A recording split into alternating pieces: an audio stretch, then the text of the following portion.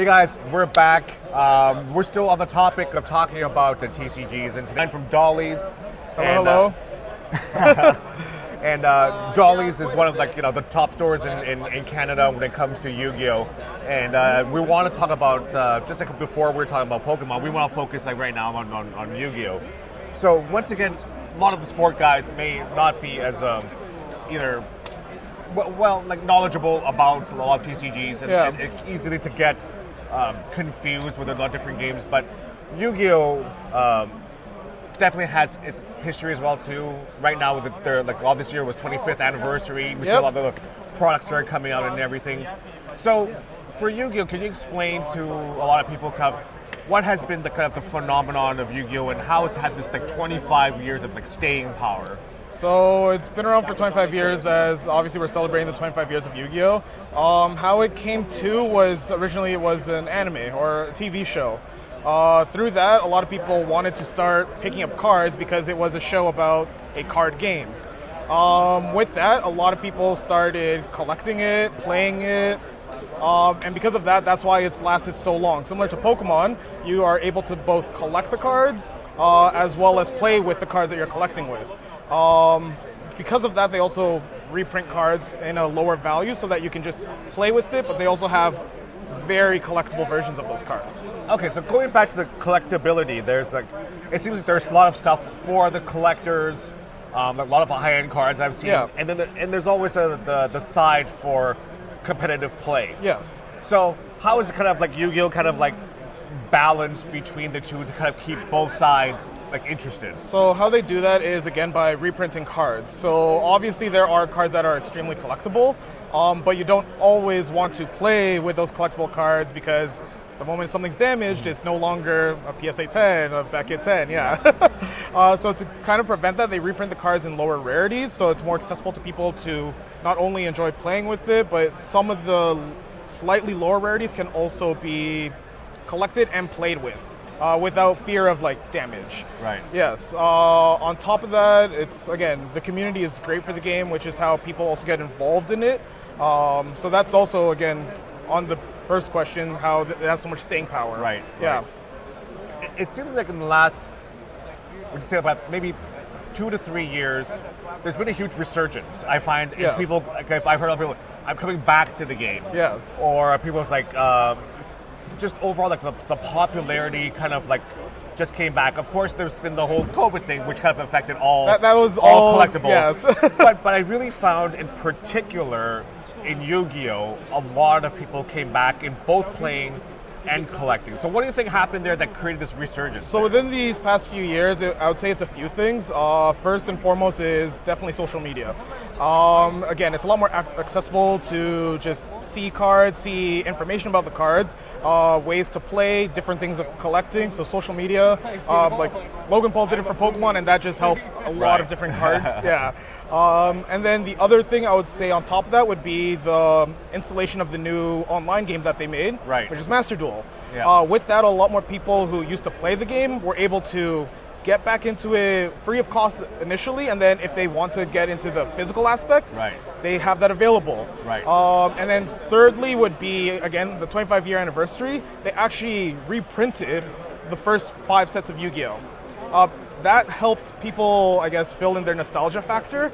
So it's like those who are all like, oh, I used to play Yu-Gi-Oh! At this time are now able to be like, oh, I can pick up these cards again, and they're much more affordable. Yes.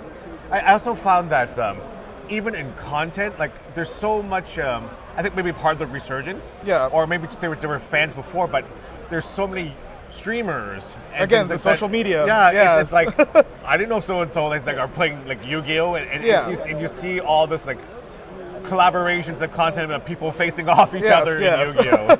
I know one of the biggest one recently was there's a famous Yu-Gi tuber by the name of Team Samurai X1, and he did a collaboration with a popular Twitch streamer in Saikuno. So former Twitch streamer. Yes. And that was also one of those collabs that came out of nowhere, but it also social media again, huge for the game. So where would if we were talking to a lot of our sport card collectors and understanding so we were talking about before in the prior podcast, we're talking about that even the most basic thing of sports card collectors is like, all I know is buy rare Charizards. You know, that kind of thing. They're The basics, understanding. yes. Yeah. So what are the things in Yu-Gi-Oh that, say, people who want to dabble into collecting Yu-Gi-Oh or collecting with their kids and everything? Yeah. What are the type of stuff or people like should either like pay attention to in terms of either playing or investing or collecting? What are the things that people should gravitate to? One of the biggest ones is, I'd like to say, Exodia. Yeah, so a lot of people in the very first episode of Yu-Gi-Oh were introduced to Exodia, and a lot of people, when they play other card games, I guess they have like a quote where they say, oh, that's an Exodia type of effect, where it just automatically wins you the game. Something like that is just like amazing because it's from Yu-Gi-Oh, but other card games have like a similar version of it, you could say. Right. So again, collect all 5 pieces, you win the game. It's just something simple and cool. Besides that, there is something Charizard-esque in terms of like the Blue Eyes White Dragon and Dark Magician.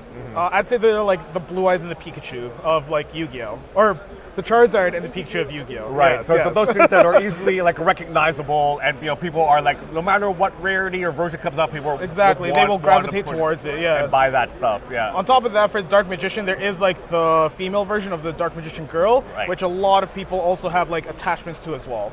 Yeah. Anything just because it was Female? the first more iconic female character card. More or less, character. because it's like they're a duo of like student-teacher.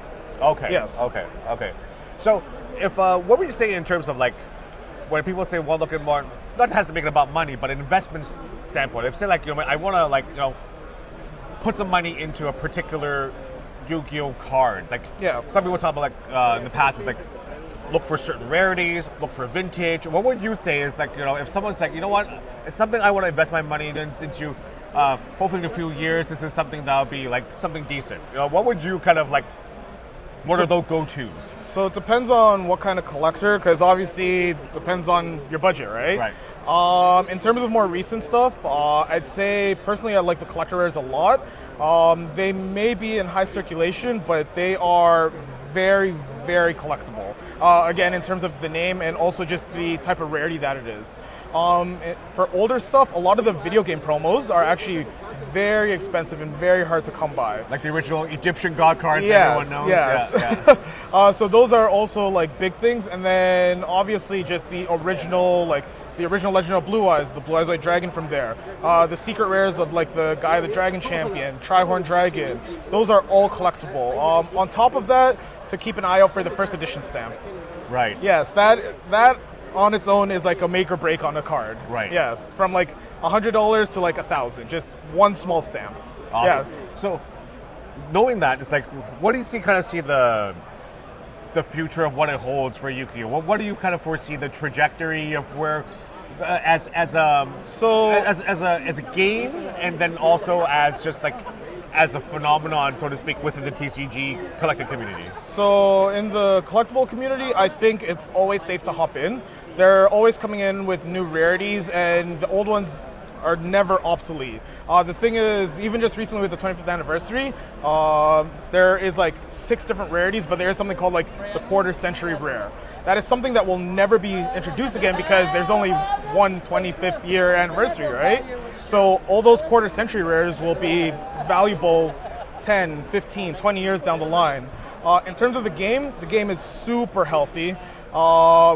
Again, there's events like monthly, like large events, like regionals. Right, nationals once a year, but there's one for each region. So like North America, Europe, Asia.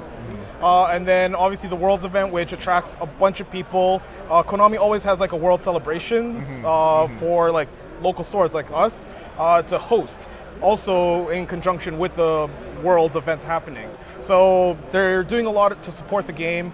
The game's just been extremely healthy, growing every year, so yeah. Awesome. Well, speaking of stores like yourself, tell people about Dolly's. Hi. Where we can find you guys. I'm from Dolly's Toys and Games. Our main location's in Scarborough. It's at Brimley and Finch, 137 Montezuma Trail.